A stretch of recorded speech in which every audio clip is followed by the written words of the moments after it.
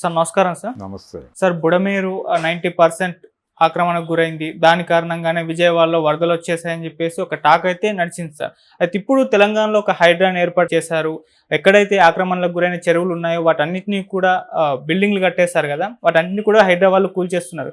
ఇదే తరహా హైడ్రాని ఏపీలో కూడా తెస్తే బాగుంటుందని చంద్రబాబు నాయుడు గారు కూడా అనుకుంటున్నారు. అందుకు సంబంధించి నిన్న మాట్లాడారు సార్. మరి హైడ్రా ఏపీలో ఏర్పాటు చేసే ఛాన్స్ ఉందా? దాన్ని ఎలా అప్లై చేస్తారు? ఇక్కడ చూసుకుంటే తెలంగాణలో ఇప్పుడు మొన్నటి నుంచి కూడా దీనిపైన విమర్శలు వస్తున్నాయి. సామాన్యుల ఇల్లు కూల్చేయడం పట్ల వాళ్ళు కూడా నిరసనలు వ్యక్తం చేస్తున్నారు.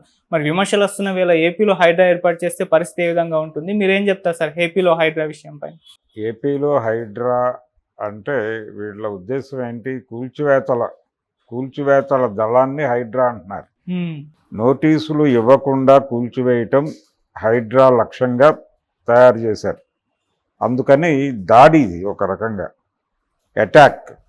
అటాకింగ్ ప్రోగ్రామ్ ఉంది కాబట్టి వాళ్ళు ఏం చేశారంటే తెలివిగా ఐపీఎస్ ఆఫీసర్ని పెట్టారు.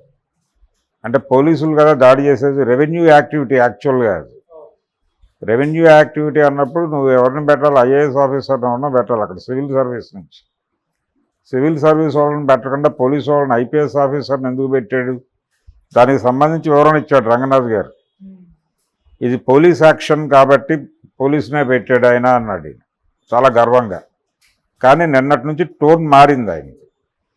ఆక్రమణలో ఉన్నటువంటి, ఆక్రమణ అంటే ఇన్ ది సెన్స్ ఆక్యుపెన్సీలో ఉన్నటువంటి ప్రాపర్టీస్కి నోటీసులు ఇస్తాము, ఆక్యుపెన్సీ లేని కన్స్ట్రక్షన్స్ మాత్రమే పగలగొడతామన్నాడు. అంటే కొంత ప్రజా ఆగ్రహం ఏదో తాకి ఆ మాట వచ్చింది బయటికి. అంటే కొంచెం ఇది బూమరాంగ్ అయ్యేలా ఉంది అనేటువంటి విషయం అర్థమైంది వాళ్ళకి. ఇప్పుడు విజయవాడలో హైడ్రా అంటున్నాడు ఆయన. అంటే విజయవాడకి పేరు మారుతుంది, హైదరాబాద్ కాబట్టి హైడ్రా అన్నాం, అక్కడ ఇంకో వైడ్రానో ఏదో అంటాడు ఆయన. ఏదన్నప్పటికీ ప్రోగ్రాం అదే. బుడమేరులో ఆక్రమణల కూల్చివేత అనే కార్యక్రమం టేకప్ చేస్తే ప్రధానంగా సఫర్ అయ్యేది అంటే కొన్ని చోట్ల ప్లాట్లు అమ్మేశారు వీళ్ళు. ఆ ప్లాట్లు అమ్ముడుపోయి అపార్ట్మెంట్ల నిర్మాణాలు జరిగిపోయినాయి. అందులో నుంచి చాలామంది ఆల్రెడీ వరదకి ఇంట్లో సామానంతా సర్వనాశనం అయిపోయి ఖాళీలు చేస్తున్నారు. ఈ ఖాళీలు చేయటము ఇదంతా ఓకే. ఇప్పుడు ఆంధ్రప్రభ కాలనీ బుడమేరు కట్ట మీదే ఉంటుంది దాదాపు. అదంతా మునిగింది మొన్న. దాదాపు సింగ్నగర్ వాంబే కాలనీ వరకు మునిగింది. అంత దూరం విస్తరించి వచ్చిందంటే అక్కడ అది కుంచుకుపోవడం వల్లనే అనేది ఒక సమాచారం చెప్తున్నారండి. ఇది ఇప్పుడు కాదు, ఏళ్లుగా జరిగింది. 2005కే ఇది పెద్ద సమస్య. 2005 కన్నా కూడా ఇంకా ముందు చాలా జరిగినాయి. అంటే అక్కడ నందమూరి నగర్లు ఉన్నాయి, రంగానగర్లు ఉన్నాయి, అలాగే బాపనయ్య నగర్లు, ఇలాంటివి చాలా ఉన్నాయి. అన్ని పార్టీల నాయకుల పేర్లతోనూ నగర్లు ఉన్నాయి అక్కడ. ఇది దేన్ని ఇండికేట్ చేస్తుంది? ఆ ఆక్రమణలో అన్ని పార్టీల కంట్రిబ్యూషను ఉంది. ఎక్కడి నుంచి వచ్చారు వీళ్ళందరూ? విజయవాడ ఒక అంటే ఆంధ్రప్రదేశ్లో పనుల కోసం వెతుక్కునే వాళ్ళకి పనులు దొరికేటువంటి ఒక హబ్ అది. అక్కడ హమాలీ పని దొరుకుతుంది, సరుకుల రవాణా కార్యక్రమం, రవాణా సెంటర్ అది, రవాణా కేంద్రం కాబట్టి హమాలీ పనుల కోసం చాలామంది ఉత్తరాంధ్ర నుంచి, నైజాం నుంచి అక్కడికి వెళ్ళి పనుల్లో చేసిన వాళ్ళు ఉన్నారు, ఇప్పటికీ ఉన్నారు. నైజాం గేట్ అని ఒక ఏరియా ఉంటుంది అక్కడ. అలాగే మొగల్రాజపురం దాటట్టు క్రీస్తురాజపురం వెళ్ళేటప్పుడు అక్కడ ఒక ఏరియాలో ఎక్కువ వీళ్ళే ఉంటారు, ఇక్కడ నైజాం నుంచి వెళ్ళిపోయిన వాళ్ళు. ఇలా అక్కడ కూడా సెటిలర్స్ తాకిడి ఉంది, విజయవాడకు కూడా సెటిలర్స్ తాకిడి ఉంది. ఈ సెటిలర్స్ ఎక్కడి నుంచి వచ్చిన వాళ్ళు? శ్రీకాకుళం జిల్లాల నుంచి, అక్కడి నుంచి ఇక్కడి నుంచి వచ్చిన వాళ్ళు వచ్చి హమాలీలుగా పనిచేస్తారు వాళ్ళు ట్రాన్స్పోర్ట్ రంగంలో. దాంతోపాటు పచ్చి వ్యాపారం చేస్తారు. పచ్చి వ్యాపారం అంటే ఈ కాయగూరలు అమ్మటము, అలాగే పళ్ళు అమ్మటము, ఇలాంటివి. ఈ వ్యాపారం మీదే వాళ్ళు బతుకుతారు, అంతకుమించి ఎదగరు. వీళ్ళు నివాస గృహాలు అంటే అద్దెలు కట్టుకోలేరు కాబట్టి అక్కడెక్కడో చోట ఒక చిన్న గుడిసేసుకుని అక్కడి నుంచి పనులకు వెళ్తారు, కూలి పనులకు వెళ్తారు. మగవాళ్ళేమో కూలి పనులకు వెళ్తారు, ఆడవాళ్ళు ఏదో వ్యాపారాలు చేసుకుంటారు, లేకపోతే వాళ్ళు కూలి పనులకే పోతారు, ఏదో రకరకాలుగా బతుకుతూ ఉంటారు. అనార్గనైజ్డ్ సెక్టార్ అని మాట్లాడతారు. లుంపెన్ ప్రొలెటేరియట్ అని చెప్పి కమ్యూనిస్టులు మాట్లాడతారు. ఇలా రకరకాల పేర్లు ఉన్నాయి వాళ్ళకి. హైదరాబాద్లో కూడా వాళ్ళే. ఇప్పుడు నిన్న సున్నపు చెరువు దగ్గర కూల్చేసిన ఇళ్లల్లో గవర్నమెంట్ వెర్షన్ ఏంటి, అక్కడ ఎవరో ఒక అతనే ఒక సెక్షన్ కబ్జా చేసి వాళ్ళు గోడౌన్స్ కింద వాడుతున్నారు అవన్నీ అని వాళ్ళు చెప్తున్నారు. కానీ ఆ కూల్చివేతల్లో నుంచి చాలామంది కట్టుబట్టలతో సామాన్తో బయటకు రావడం మనం విజువల్స్లో చూసాం.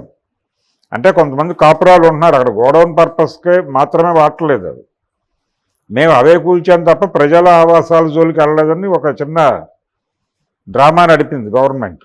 కానీ కాదు, అక్కడ కూల్చివేతలు జరిపినటువంటి రేకుల షెడ్డుల్లో జనాలు నివసిస్తున్నారు. 50 ఏళ్ళ నుంచి మేము ఎక్కడే నివసిస్తున్నాం అని కూడా వాళ్ళు మాట్లాడారు. వాళ్ళని బయటకు గెంటేశారు నిర్మోహమాటంగా. అందులో కొంతమంది ఆగ్రహం వ్యక్తం చేశారు, మేము ఓట్లు వేసాం కాంగ్రెస్ పార్టీకి ఇలా చేస్తాడు అనుకోలేదు అని. అయితే ఒక పర్పస్ కోసమే చేసి ఉండొచ్చు, మీరు చెరువుల పరిరక్షణ కోసం చేయొచ్చు, రేపొద్దున విజయవాడలో బుడమేరు పరిరక్షణ కోసం వాళ్ళని కూల్చేయచ్చు. కూల్చివేతలు తప్పని ఎవరు అనరు పరిరక్షణ కోసం. కానీ నువ్వు వాళ్ళని కూర్చోబెట్టి మాట్లాడాలి కదా, ఓ సమావేశం వేసి. నీకు ఆ మెకానిజం ముందుగా గవర్నమెంట్కి అక్కడ లోకల్ అధికారులు ఉంటారు, మీకు సంబంధించినటువంటి స్టాఫ్, దాంతోపాటు మీ పార్టీ క్యాడర్ ఉంటుంది కదా, అక్కడ కాంగ్రెస్ పార్టీ క్యాడర్ ఉంది కదా, వాళ్ళ ఆధ్వర్యంలో మీరు ఎందుకు సమావేశాలు నిర్వహించలేదు? సమావేశాలు నిర్వహించి, అయ్యా మీ ఇళ్ళు ఇలా ఆక్రమణ ద్వారా సంక్రమించినవి, దీనివలన ప్రకృతి వినాశనం జరుగుతుంది, అక్కడ ఒక చెరువు ఉండేది, ఆ చెరువును ఆక్రమించేశారు మీరు, దీనివలన ఇబ్బంది, ప్రకృతికి ఇబ్బంది, కాబట్టి మిమ్మల్ని మీకు ముందు వాళ్ళ పరిస్థితులు తెలుసుకోవాలి, వాళ్ళ కండిషన్స్. వాళ్ళు తిండికి లేక లక్షలు పెట్టి, గజం ₹1,00,000 2,00,000 పెట్టి అక్కడ కొనుక్కోలేని కండిషన్లో ఉండి అక్కడ ఆక్రమించుకుని ఉంటున్నారు. వాళ్ళు ఈ దేశ ప్రజలే, ఈ దేశానికి శత్రువులు, దేశద్రోహులు కాదు వాళ్ళు. ఈ దేశంలో అట్టడుగు జీవులు బతుకుతున్నారు అక్కడ. వాళ్ళు గతిలాగి ఇల్లేసుకున్నారు. నువ్వు ఈ దేశ ప్రజల తరఫున ప్రభుత్వం నిర్వహిస్తున్నావు. నువ్వు రాజువు కాదు, అది రేవంత్ రెడ్డి అయినా చంద్రబాబు అయినా. వీళ్ళు రాజులు కాదు కదా, వీళ్ళు యుద్ధం చేసి ఎవరినో గెలిచి రాజ్యాధికారంలోకి రాలేదుగా. వచ్చినట్టుగా ఫీల్ అవుతున్నారు వీళ్ళు. జగన్మోహన్ రెడ్డిని యుద్ధంలో దునుమాడి నేను అధికారంలోకి వచ్చానని ఆయన ఫీల్ అవుతాడు. ఈయనేమో కేసీఆర్ మీద కత్తి దూసి తొడగొట్టి కారెక్కి ప్రతిజ్ఞ చేశాడు కదా ఆ రోజుల్లో అరెస్ట్ జరిగినప్పుడు, నేను వస్తా అని అంతు చూస్తా అని మీసం మెలేసి. ఈ గెలుపు తన వీరత్వం అనుకుంటున్నాడేమో తెలియదు రేవంత్ రెడ్డి.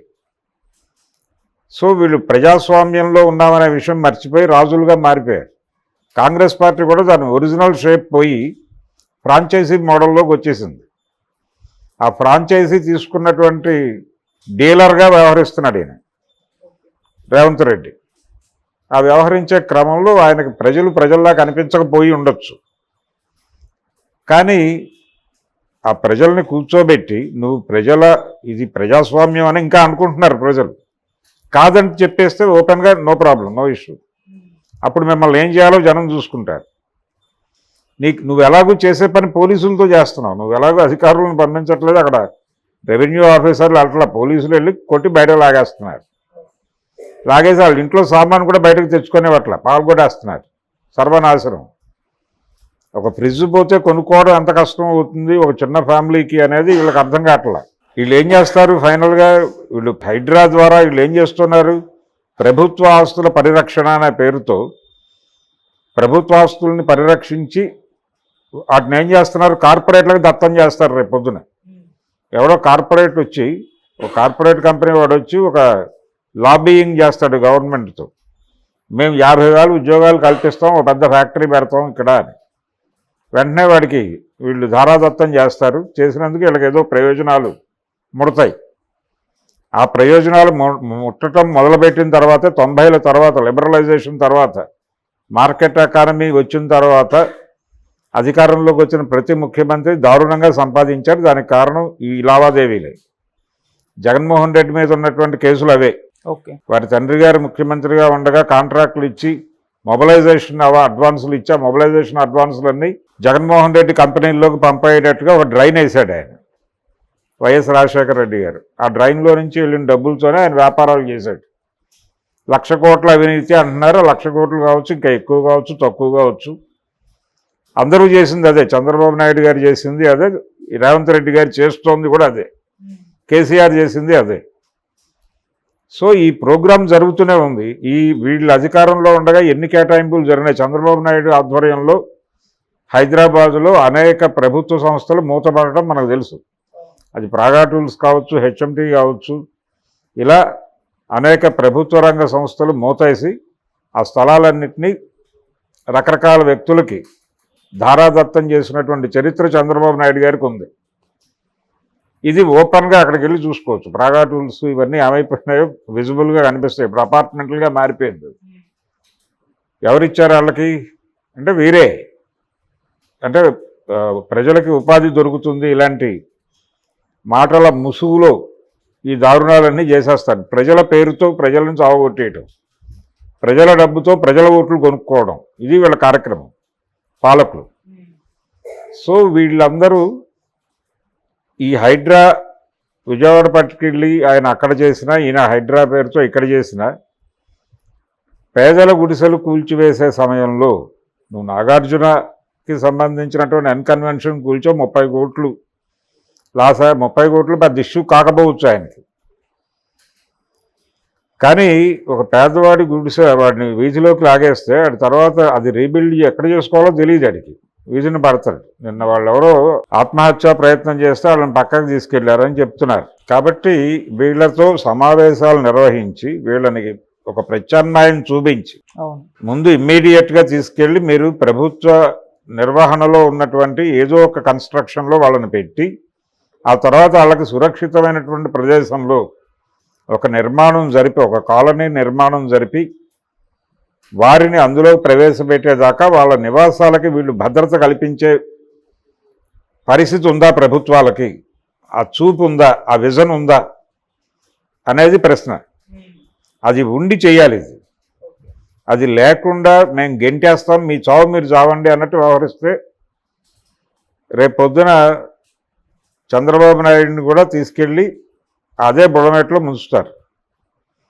అలాగే రేవంత్ రెడ్డి గారిని కూడా తీసుకెళ్ళి ఇంకెక్కడో ముంచుతారు. అది తెలుసుకోవాలి ముందళ్ళు. ప్రజలు అనేవాళ్ళు బెగ్గర్లు కాదు, కానీ వీళ్ళు అలా చూస్తున్నారు, ముష్టోళ్ళలా చూస్తున్నారు జనాలు. వీళ్ళ సెక్రటేరియట్లో వీళ్ళు కాలు మీద కాలేసి కూర్చుంటే అక్కడికి వెళ్ళి గేట్ల దగ్గర పడిగాపులు పడి వీళ్ళకి విజ్ఞాపన పత్రాలు ఇవ్వాలా జనాలు ఓట్లతో కదా గెలిచింది వీళ్ళు. చంద్రబాబు అయినా రేవంత్ రెడ్డి అయినా ఇంకోడైనా మినిమం కామన్ సెన్స్ కదా ఇది. జనాలు రోడ్ల మీద కొట్టట్లేదని చెప్పి ఈ పని చేస్తున్నారు. రోడ్ల మీద కొడితే ఏంటి పరిస్థితి? అది జనాలు ట్రాఫిక్ కాపేసి వీళ్ళ కాన్వాయిలు వెళ్తాయా? ఓట్లేసిన జనాలేమో వెర్రి మొహాలు వేసుకుని సిగ్నల్స్ దగ్గర పడిగాపులు గాయాల వర్షంలో. వీళ్ళు కారుల్లో కాన్వాయ్ వేసుకుని వెళ్ళాలా? ఏం చేస్తారు వీళ్ళు పాలన జనాల్ని? సో ఇదొక సెక్షన్గా తయారైంది, పాలక వర్గంగా తయారైంది. ఈ పాలక వర్గం అనేది కార్నర్ చేసి కనుక ప్రజా ఉద్యమాలు నిలబెట్టగలిగితే వీళ్ళని అప్పుడు దారిలోకి వస్తారు వీళ్ళు. ఆ మేరకు కొనుగోలు కార్యక్రమాలు జరుగుతాయి. మళ్ళీ ఉద్యమాలని కొనేస్తారు వీళ్ళు, కార్యకర్తలను కొనేస్తారు, నాయకుల్ని కొంటారు, ఏదైనా చేయగలరు వీళ్ళు. సో ఇది ఏ పార్టీ అని కాదు, అన్ని పార్టీలు ఇదే కండిషన్లో ఉన్నాయి. ఈ పార్టీ ఆ పార్టీ అని కాదు. భారతీయ జనతా పార్టీ ఇదే చేస్తుంది. రేపు పొద్దున వీళ్ళు కాదు, రేవంత్ రెడ్డి దుర్మార్గుడు కాబట్టి బీజేపీని గెలిపించినా బీజేపీ ఇంతకంటే భిన్నంగా ఏం బిహేవ్ చేయదు. బీఆర్ఎస్ని పట్టుకొచ్చినా ఎందుకంటే మెరుగ్గా ఏమీ ఉండదు. పైగా ఆ రోజున రేవంత్ రెడ్డి మళ్ళీ అడిగితే ఏమిటి పేదల గుడిసెలు కూల్చేస్తున్నావు అని అడిగితే నువ్వు చేసింది ఏమిటి అంటారు తప్ప ఎందుకు కూల్చామో చెప్పరాలి. ఇదొక కండిషన్ మనం చూస్తున్నాం ఆల్రెడీ ఏపీలో. ఇది పొలిటికల్ వార్గా మారుస్తారు. ప్రజల సంక్షేమాన్ని పొలిటికలైజ్ చేసి పొలిటికల్ వార్గా మార్చేసి వాళ్ళ కార్యక్రమాలు వాళ్ళు నిర్విఘ్నంగా జరిపేసుకోగల సమర్థులు వీళ్ళందరూ. టోటల్ అందరూ దొంగలే. ఏ ఒక్కడు ఇందులో సచ్చీలుడు కాదు, వీళ్ళు చెప్తున్నంత గొప్పోళ్ళు కాదు. వాళ్ళు చెప్పుకుంటున్న అంత గొప్పోళ్ళు అయితే కాదు. కాంగ్రెస్ పార్టీ ప్రభుత్వం జనాలు తింటోంది అనేది 100% నిజం. కాకపోతే షుగర్ కోటెడ్ పద్ధతిలో వెళ్తున్నారు వాళ్ళు. బీఆర్ఎస్ చెయ్యని కొన్ని కార్యక్రమాలు కూడా వీళ్ళు చేసేస్తున్నారు. చేయడానికి మొహమాట పడ్డటువంటి అంశాలు అంటే గతంలో ఎలా ఉండేదంటే ప్రాంతీయ పార్టీ వచ్చినప్పుడు అంటే 89లో ఎన్టీ రామారావు గారు ఓడిపోయినప్పుడు ప్రజలందరూ ఒక్కసారి ఊపిరి పీల్చుకున్నారు చాలామంది. ఆ ఊపిరి పీల్చుకోవడం అంటే చెన్నారెడ్డి సీఎం అయినప్పుడు అలా ఊపిరి పీల్చుకున్నారు. కొంచెం స్వేచ్ఛాయుత వాతావరణం వచ్చింది రాష్ట్రంలో అని అనుకున్నారు. బీఆర్ఎస్ నుంచి కాంగ్రెస్కి అధికారం ట్రాన్స్ఫర్ అయింది మొన్న.